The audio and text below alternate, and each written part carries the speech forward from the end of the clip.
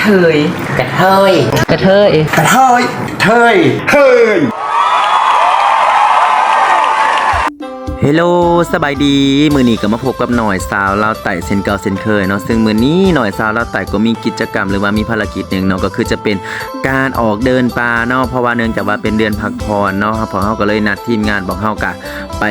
เพื่อจะเฮ็ดแกงหน่อไม้แซ่บๆเนาะแต่ว่าหน่อไม้นี่เขาจะหาเองเด้อเนาะซึ่งมื้อนี้เฮาก็มีนัดกับสาวเมืองสนัดสมบูรณ์เนาะซึ่งเป็นเครือข่าย LGBT ของเฮาแล้วเฮาก็มีลำโพงคู่ใจไปนำซึ่งเฮาจะเดินทางมุ่งหน้าผ่านด่านเก็บเงินเนาะจนฮอดกว่าทางเข้าบันซาดนั่นเองเนาะและสำหรับบันซาดนี่เนาะแม่นเวลาเฮาขี่รถไปมันจะอยู่เบื้องซ้ายมือเด้อเนาะในการที่เข้าไปนี่มันเพิ่นจะมีป้ายบอกเนาะซึ่งเป็นป้ายบ้านดอนซาดนั่นเองเนาะซึ่งระยะในการเข้าไปนี่แม่น2 กิโลครึ่งเนาะในการที่จะมุ่งหน้าถึงหมู่บ้านเนาะในการที่เฮา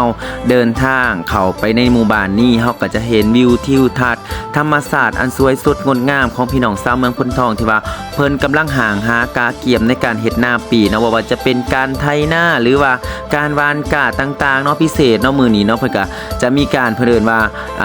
ฝนตกลิ่นลงมาเนาะก็จะเฮ็ดให้นาของบรรดาทานที่ว่าอยู่เมืองพนทองนี่สามารถไถนาได้เนาะซึ่งก่อนที่จะเข้าหมู่บ้านของเฮาก็ได้พบเป็นธรรมศาสตร์งามหลายเนาะบ่ว่าจะเป็นทุ่งนาตากาหรือว่างัวกล้วยอื่นๆเนาะหลายแท้หลายบาเนาะหลังจากนั้นเฮาก็มุ่งหน้ามาฮอดทางเข้าหมู่บ้านแล้วเนาะอันนี้ซ้ายมือก็จะเป็นทางเข้า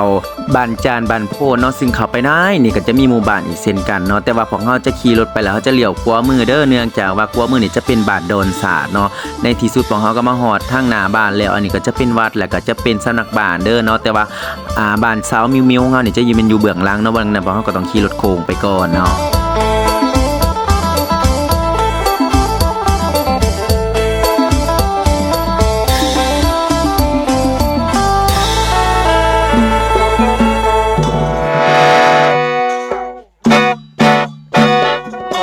และในที่สุดพวกเขาก็มาหอดเฮือนสาวมิวเนาะซึ่งพวกเขาจะจอดรถเมียนนี่ก่อนเนาะแล้วก็จะมีทีมงานเครือข่าย LGBT พวกเขาสมทบอีก3นางสาวเนาะก็จะมีสาวน้อยสาวมิวแล้วก็พิเศษเด้อเนาะสาวสินเนาะสาวสาเมืองพนทองไปบ่จักสาวสินก็ถือว่าบ่ได้แม่นเจ้าถิ่นเมืองพนทองเนาะเพราะมื้อนี้เพิ่นก็มากาเกียร์ให้เพิ่นว่ามื้อนี้เจ๊น้อยมาทั้งที่เนาะต้องได้หน่อไม้กินแซ่บๆเพิ่นว่าสิเฮ็ดพาไปหากินแซ่บๆเนาะหาบอนพุ่นแหละบ่มีผู้บ่าวหลายๆเนาะเพิ่นว่าคันบ่ได้หน่อไม้สิหาประกันสิหาน้องผู้ชายมาแทนและหลังจากทีมงานกระเทยไทยบ้านพร้อมเรียบร้อยเนาะก็เดินทางมุ่งหน้าไปอยู่ที่พีปราสาทเนาะซึ่งเป็นพีปราสาทบ้านดอนซานั่นเองเนาะซึ่งพวกเฮากับทีมงานกระเทยไทยบ้านก็สิพากันไปเลาะหาหน่อไม้น้ำมูนั่นเนาะแล้วก็พิเศษก่อนที่จะไปก็มาเบิ่งเกิบคนที่จะไปหาหน่อไม้ป๊าดก็ว่าแท้ว่าเนาะใส่เกิบแบรนด์เนมพุ่นเนาะไปเพราะว่าเกิบขาดเนาะดังนั้นพวกเฮาก็ต้องได้จำเป็นจะต้องไปแวะเซเว่นอีเลฟเว่นในหมู่บ้านก่อนเนาะเพื่อหาซื้ออย่างอีปอกมามัดเกิบก่อนเนาะหลังจากที่เฮามัดเกิบเรียบร้อยแล้วพวกเฮาก็เดินทางมุ่งหน้าเข้าไปสู่ปราสาทเซนเก่าเซนเคยเนาะแต่การในการไปครั้งนี้พวกเฮาก็พบปลาหลายสิ่งหลายอย่างบ่ว่าจะเป็นนกปูไก่เนาะแล้วก็พิเศษก็จะมีกระหอกกระแตแล้วก็นอกจากนั้นยังมาเจอเนาะกองทัพขี้เหงื่อเนาะแล้วก็จะมีบ่ว่าจะเป็นบอลจูดคนตายบ่เนาะแล้วก็พิเศษล้วนๆแม่นเฮาเจอกองขี่พร้อมเนาะมื้อนี้เนาะแต่ก็บ่เป็นหยังถือว่าเป็นของธรรมศาสตร์เนาะเพราะเฮากับทีมงานกระเทยไทยบ้านก็ย่างและหลอกหาแล้วเนาะเราก็ซ้ำที่มันเข้าไปหอดปลาเนาะก็ถือจกถือเสียมไปผู้นึงก็ถือเสียมผู้นึงก็ถือขู่ไปเนาะผู้นึงก็ถือมีดไปเพื่อว่าไปจีบไปแกะน้ำแน่เนาะเพราะว่าบางที่โชคดีในมื้อนี้เนาะพวกเฮาอาจจะเจอเกี่ยวกับพวกเฮ็ดพอเฮ็ดอื่นๆเนาะเพราะว่าในนี่เขามาในเป็นธรรมศาสตร์แห้งเนาะเพราะว่าในหมู่บ้านนี่เขาเจ้าก็จะมาทำมาหากินอยู่ในนี่อยู่แล้วเนาะแล้วก็ทั้งอ้อมแอมทั้งข้างก็จะเป็นทงไห้ทงหน้าของประชาชนที่ว่าเฮ็ดให้เฮ็ดหน้าอยู่นี่เนาะหลังจากนั้นพอเฮาก็มุ่งหน้าเข้ามาในป่าลึกๆเนาะเนื่องจากว่าเข้ามาในป่าลึกๆนี่จะต้องมีหน่อไม้แน่นอนเนาะพอคันหาแถวแคบนี่แม่นว่าอาจจะคนอื่นมาหาก่อนพวกเฮาเนาะพอเฮาก็เลาะซองเลาะผู้นั้นก็ซองพุ่มนึงผู้นี้ก็ซองพุ่มนึงผู้ได้เจอกองขี่ก็ให้ใส่บอกใส่กันก่อนเนาะพอยันไปเหยียบขี่เขาเจ้าเนาะและสุดท้ายพิเศษมื้อนี้พอเฮามาเจอแล้วเนาะก็ทำนิดเลยเนาะก็เจอกอใหญ่เลยเนาะแต่กอนี่ก็รู้สึกว่ามีหลายบ่หลายหน่อได้เนาะพอเฮาก็เลยแบ่งกันหาแบ่งกันขุดเนาะและมื้อนี้เนาะการขุดของพวกเฮาแม่นนำทีมงานโดยสาวมิวผู้สวยงามบันดอนศาสตร์พวกเฮาเนาะเจ้าถิ่นเจ้าภาพใจใหญ่เนาะแล้วก็นอกจากนั้นยังมีสาวสินดีสาวสาเมืองพนทองเนาะเพิ่นก็มีการจับผู้ละเสียมผู้ละอันเนาะเกียมเพื่อจะขุดเพราะว่าแต่ละกลุ่มนี่เห็นเรียบร้อยแล้วเนาะอันนี้เฮามาเบิ่งว่าหน่อมันจะเป็นแนวใดเนาะพวกเฮามาติดตามมาชมกันเลยเนาะ เ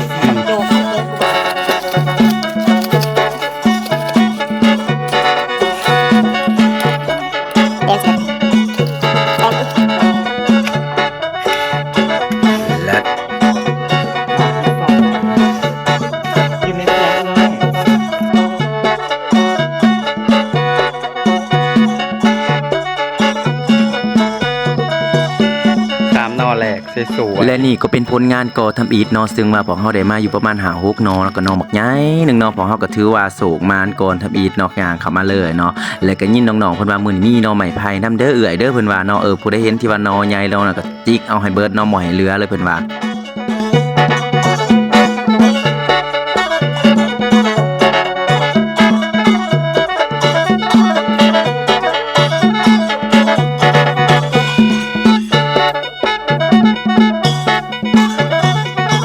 หลังจากที่พวกเฮาออกมาแล้วเนาะก็รู้สึกว่าตอนนี้ใกล้จะเที่ยงแล้วเป็นเวลา 11:00 นแล้วเนาะหานอนได้ก็เมื่อยหานอนได้ก็บ่เห็นก็เลยตัดสินใจว่าเดินทางกลับบ้านเนาะโดยความสวัสดิภาพเนื่องจากว่าพวกเฮาคิดว่าพ่อคือสิพ่อแกงแหละเนาะแล้วพวกเฮาก็เดินลัดป่าลัดหมู่บ้านไปเนาะในการเดินของเฮานี่ก็จะลุยทุ่งนาไปก่อนเนาะซึ่งเฮาก็จะเฮ็ดประชาชนในหมู่บ้านเนาะมาไถนาเนาะเพื่อกาเกียมในการที่จะดำนาในครั้งนี้เนาะเรื่องเราจะเป็นแนวใดฝากติดตามชมใน EP ต่อไป